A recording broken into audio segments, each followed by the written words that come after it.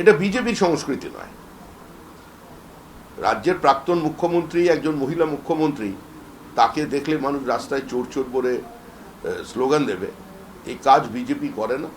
এই পরিস্থিতিও বিজেপি তৈরি করেনি। এই পরিস্থিতি যদি তৈরি হয়ে থাকে তার জন্য দায়ী তৃণমূল কংগ্রেস।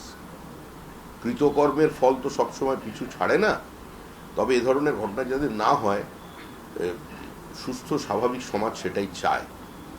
কিন্তু যে কাজ তারা করে এসছে তৃণমূল কংগ্রেস, তো কিছুটা ক্ষেত্রে কিছু কিছু ক্ষেত্রে তার প্রতিক্রিয়া হচ্ছে। তবে অধিকাংশই খুঁজে দেখবেন এগুলো, এর মধ্যে অধিকাংশ মানুষজনই আছেন যারা হচ্ছে তৃণমূলেরই লোকজন। এই হ্যাভস আর হ্যাভস নটদের লড়াই। তৃণমূলের সময় যারা পেয়েছে তাদের বিরুদ্ধে যারা পায়নি তারা মুখ খুলছে। আজকে মমতা বন্দ্যোপাধ্যায় যখন কোর্টে যাচ্ছেন তখন পরাজিত তৃণমূল প্রার্থী এবং এদের মধ্যে অনেকে আইনজীবী রয়েছেন, তারা মমতা বন্দ্যোপাধ্যায়ের সঙ্গে সবাই ছিলেন। এটা কি কোথাও একটা বার্তা যে তারা কোর্টকে আশ্রয় করে এবার বাঁচতে চাইছেন?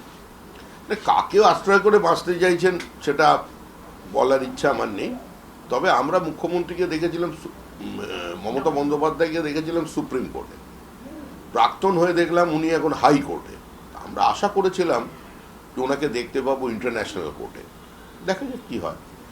দাদা, তৃণমূলের তরফ থেকে একটা অভিযোগ করা হচ্ছে যে আপনারা বুলডোজার চালাচ্ছেন।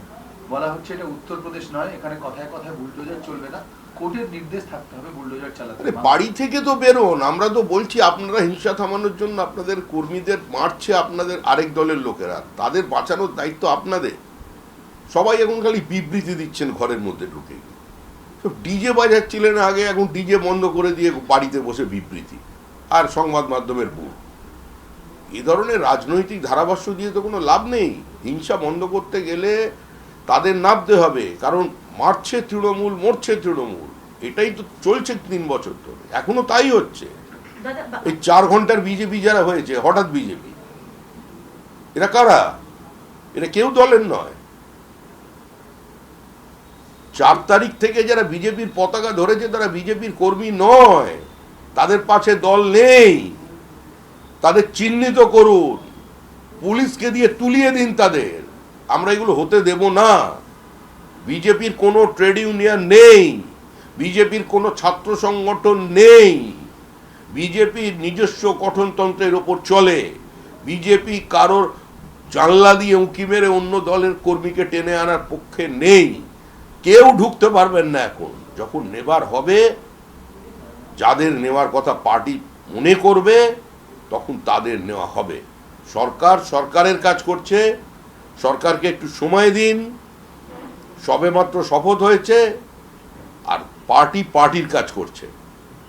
দল কোনোভাবে সরকারের কাজকর্মের উপরে হস্তক্ষেপ করবে না। আমাদের কোনো রকম অভাব অভিযোগ থাকলে, কোনো জায়গায় কোনো বিচ্যুতি থাকলে সেটা আমরা শুধুমাত্র জানিয়ে দেব। পশ্চিমবঙ্গে একটা সময় এসছে যখন এই রাজনৈতিক সমাজকে শেষ করতে হবে। দল, প্রশাসন, গুন্ডা, দুষ্কৃতী সব মিলিয়ে মিশিয়ে দিলে চলবে না। সরকার এবং দলের মধ্যে একটা বিভাজন রেখা থাকবে। পশ্চিমবঙ্গ রাজ্য সরকার তৈরি হয়েছে, বিজেপি সরকার তৈরি হয়নি।